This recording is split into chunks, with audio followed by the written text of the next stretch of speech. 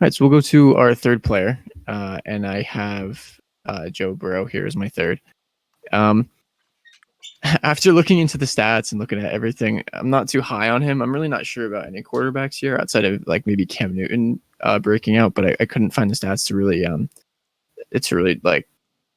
back that up. But so if you simulate a full 16 game for Joe Burrow, full 16 year, full 16 games in a year for Joe Burrow.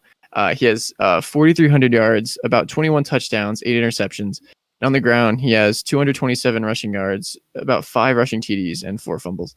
If you add those all up, fantasy-wise, according to ESPN PPR point scoring, he gets 282.75 points, and that's 17.67 points per game.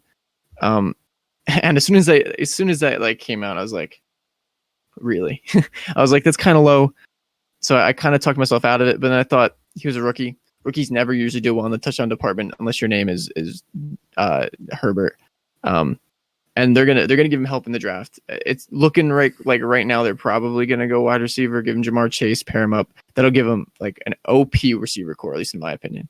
And then they can attack the O-line later in the draft. Their defense still isn't stellar, especially because they lost what's his name, Shaq Lawson.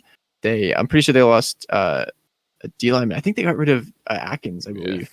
Yeah. So that's going to hurt their defense in so many ways. So they're going to have to pass to keep in it. And because I don't trust Joe Mixon running the ball, I think they're probably going to pass more than run.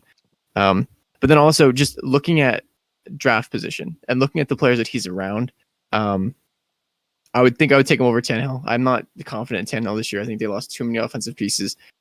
They have Hurts here at 9.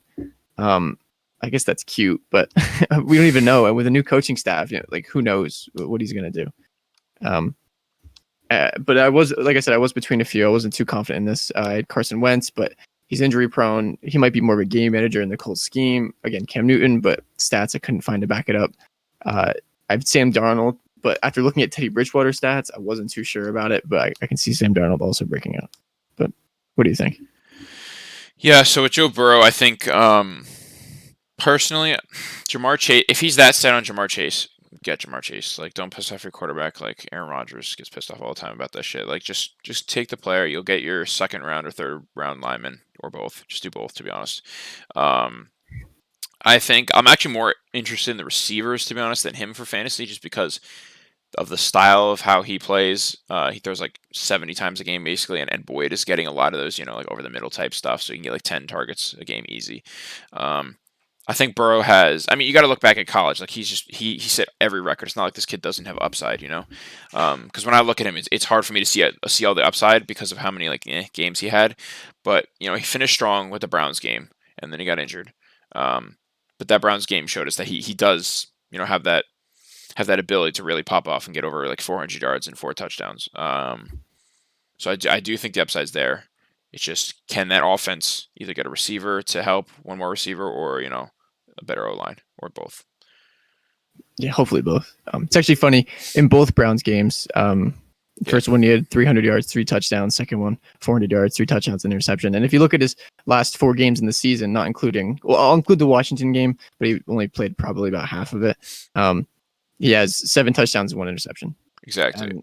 And a ton of yards. So, and I think it's never bad. They tried doing with Andy Dalton in that system to throw a lot, but it didn't really work. It's never bad to have a quarterback who's going to throw upwards of 65, 70 times a game. Like, Kirk Cousins is like 30 to 35 max, It's pretty much Matt Ryan with like a little more throws. So that's, it's never bad.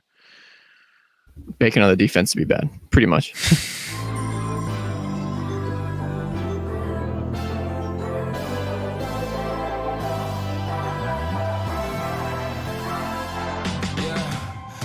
Never ever find the right words, and there's no way this is real life. There's no telling you're the right girl, so I can only say that it feels right.